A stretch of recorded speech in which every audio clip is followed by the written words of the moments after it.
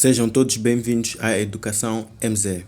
Estamos aqui no período de preparação para o exame da 12ª. Agora já estamos com a matemática segunda parte. Então, esta parte já colocamos aí a primeira. Se ainda não assististe, faça a questão de pausar e voltar a assistir. E além disso, se inscreva no canal para não perder as outras disciplinas que ainda daremos como preparação. Então, vamos a isto. Hoje nós vamos falar sobre acontecimentos. Então, vamos falar do acontecimento certo, impossível, contrário e disjuntos. Isso sai na matriz. Tem na matriz. Então, vamos a isso. O que é um acontecimento certo? Certo, nós já sabemos o que é certo. Certo é certo. Então, vamos ver qual é a definição do acontecimento certo. O acontecimento certo relativo a uma prova é aquele que se verifica sempre que se realiza a prova. Então, nós temos, imaginemos, queremos que caia chuva. Então, a prova é que deve a chuva cair. Se a chuva não cai, é porque não há prova dela. Então, é um acontecimento certo. Mas vamos ver um exemplo para ser mais claro. No lançamento de uma moeda, sair cara ou coroa é um acontecimento certo, claramente. Se tu tiveres uma moeda, lançares e ela pode ter essas opções, sair cara ou coroa. Então esse acontecimento é muito certo. No lançamento de um dado com faces numeradas de 1 a 6, sair número menor que 7 é um acontecimento certo.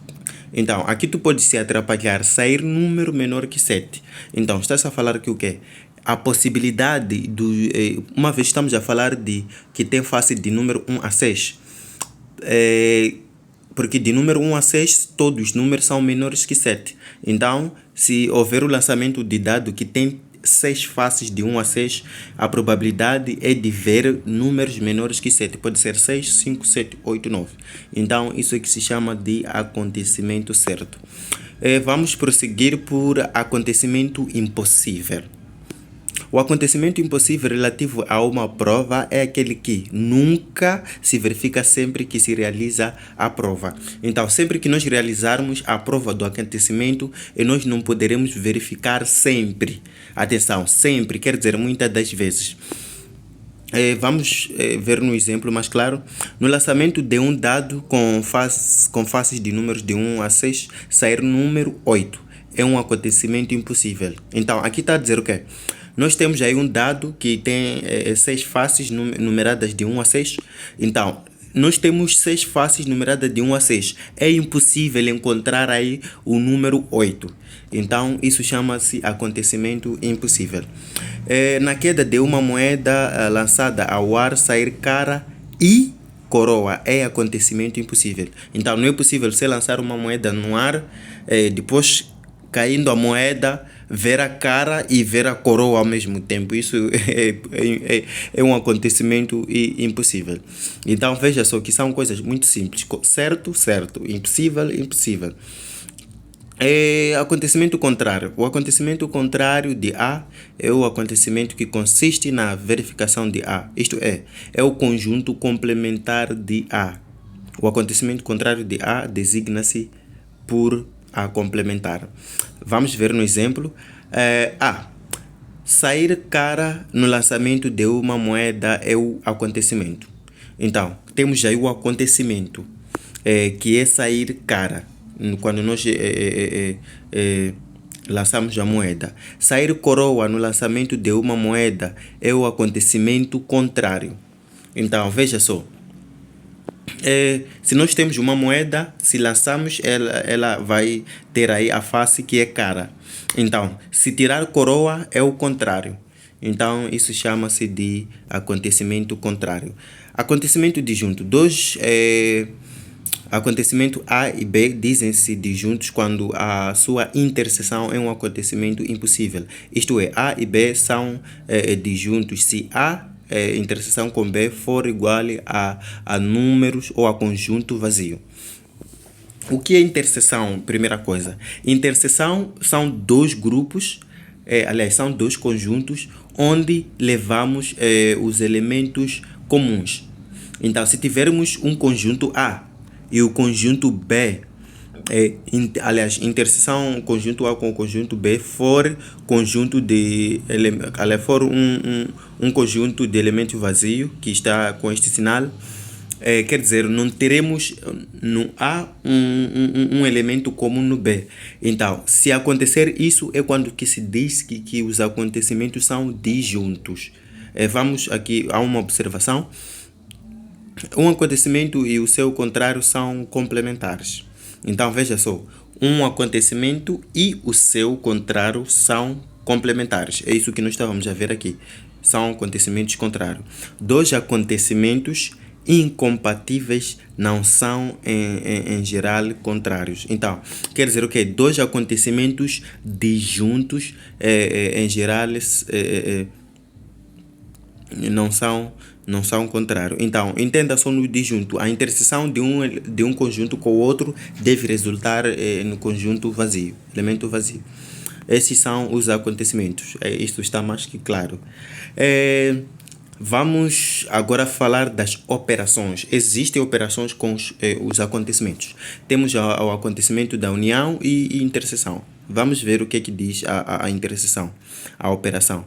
O acontecimento união de dois conjuntos A e B é o acontecimento que consiste na verificação de pelo menos um dos acontecimentos.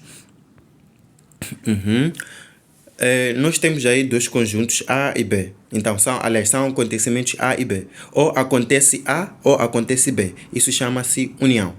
O acontecimento união A e B é o conjunto reunião de A com B. Representa-se por A, U, B ou A mais B. Vamos verificar aqui o exemplo. No lançamento de um dado, sair um número par. É um acontecimento reunião dos acontecimentos sair 2, sair 4 e sair 6. Então, veja só. Nós temos dois acontecimentos aqui. O primeiro acontecimento é que saiam números pares. O segundo acontecimento, temos o número 2, 4 e 6. Então, 2 união com 4, união com 6. Então, fica 2, 4, 6. São números pares. Então, união, isso chama-se operação de acontecimentos. Interseção. Interseção, acabei de explicar, são dois elementos, acontecimentos que devem ter elementos comuns. Por exemplo, aqui, no lançar de um dado, sair 2 é um acontecimento. Aliás, é um acontecimento. Então, interseção dos acontecimentos A, sair um número par. Então, temos aí 2, 4, 6. E B, sair um número primo. 2, 3, 5. Então, interseção é o quê? Números que aqui tem e aqui tem também. Então, aqui tem 2, aqui tem 2, aqui tem 4, aqui não tem, aqui tem 6, aqui não tem, aqui tem 3, aqui não tem, aqui tem 5, aqui não tem. Então, o número comum é o número 2. Então, isso chama-se interseção de acontecimentos. Então, isso está mais que claro. União é juntar os dois grupos. Interseção é levar os elementos comuns que estão nos dois lados ao mesmo tempo. Atenção, uma vez que os elementos estão em dois lugares, não é necessário que se repita o número 2 duas vezes. Repetindo uma vez só, isso acaba com o assunto, porque um fica representando o outro. Probabilidade de um acontecimento. O que diz a lei de Laplace? Isso também é um dos conteúdos que sai da matriz. Lei de Laplace. Se os acontecimentos elementares são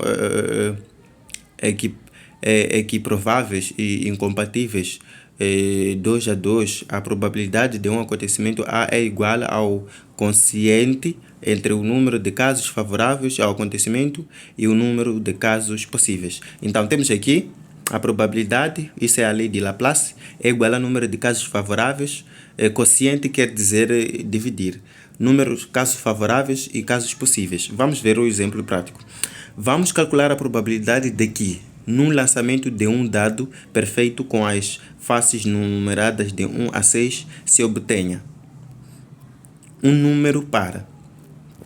Então, nós queremos números pares, de 1 a 6. Então, os números, o intervalo de 1 a 6, os números pares que nós podemos obter é o 2, 4 e 6. o número de casos favoráveis, como é que nós obtemos? É através dos números dos elementos que nós temos. Então, os números pares é o conjunto 2, 4, 6. Casos favoráveis são um número de elemento 1, 2, 3. Então, como é que nós fazemos? União, aliás, U é o universo que é de 1 a 6. Temos aí de 1 a 6, um número de casos possíveis. Então, é só fazer a questão de dividir 3 por 6. Porque 3 casos favoráveis está no numerador e 6 casos possíveis está no denominador. Então, é só dividir 3 por 6. Então, aqui ainda é possível simplificar. 3 a dividir por 3 é igual a 1 e 6 a dividir por 3 é igual a 2. Então, aí está o resultado. Isto aqui tu tens que saber, isso poderá sair. Vamos, aqui são exercícios resolvidos, tu poderás ver para poder aí se ajudar com mais tempo. Depois de falar de lei de Laplace, temos aí sucessões. Então nós temos que saber o que é um termo geral de uma sucessão. O termo geral de uma sucessão define a lei de formação da sucessão pela qual se pode obter todos os seus termos. Isto é, fazendo n é igual a 0, 1, 2, 3 reticências. Obtém-se primeiro, segundo, terceiro reticências, termos da sucessão. Então, isso quer dizer que n é o termo geral da nossa sucessão. A partir de n, nós podemos obter outros vários números. Quer dizer o quê? Podemos obter outros termos da sucessão. Por exemplo, se u de n é igual a n sobre 2n menos 1. Atenção, aqui onde tem n, não se preocupe, aqui entra um valor. Se aqui for 1, então 1 deve aparecer aqui, 1 deve aparecer aqui. Se aqui for 5, 5 deve aparecer aqui e até sucessivamente. E atribuímos a n sucessivamente os valores 1, 2, 3 obteremos. Então, aqui já estamos a substituir. Teremos 1 sobre 3, aqui com 2 teremos 2 sobre 5, 1 com 3, 3 sobre 5. Então, aqui é primeiro termo, segundo termo, terceiro termo. Então, esse é o termo geral. Então, a partir desse termo geral, nós podemos obter outros termos. Então, isso aqui chama-se termo geral de uma sucessão. Aqui são os exemplos: sucessão dos números naturais, sucessão cujos termos são todos iguais, 2, 2, 2, 2, é uma sucessão. Sucessão de quadrados de números naturais, 1 elevado a 1 é igual a 1, 2 elevado a 2 é igual a 4, até assim sucessivamente. Então, isso chama-se termo geral, quer dizer, a partir desse termo nós podemos ter vários outros termos. Monotonia de uma sucessão, o que é isto? Quando se fala de monotonia, tem a ver com o gráfico crescer e descer. Então, existe aquilo que se chama, que se diz que a sucessão está a crescer e está a decrescer. Quando é que se diz que uma sucessão é crescente? Quando o termo geral de é maior que 0. Então, quando o termo geral é maior que 0, aí nós obteremos uma sucessão crescente. Agora, se o termo geral for menor que 0, isso já será decrescente. Então, como vocês podem ver esse gráfico aqui, está a crescer, 1, 2, 3, aqui também 1, 3, 5. Então, o termo geral é este aqui.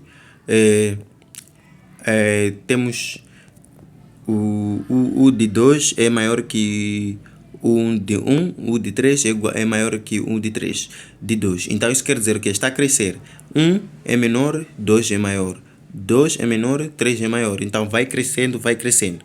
Isso chama-se sucessão. Esse termo tem uma monotonia crescente. Agora, se for ao contrário, se isto for virado para lá, isso virado para lá, será decrescente. Então, aqui temos exemplo. Se tu tiveres mais tempo, poderás ver. Então, como eu estava a referir, está aqui: se a sucessão for maior que 0, como está explicado aqui, a sucessão é crescente. Se for menor que 0, a sucessão é decrescente. Espero que eu tenha ajudado. Para a matemática, paramos por aqui. Esta é a segunda parte. Em breve traremos aí a terceira parte, que é a última que está a faltar.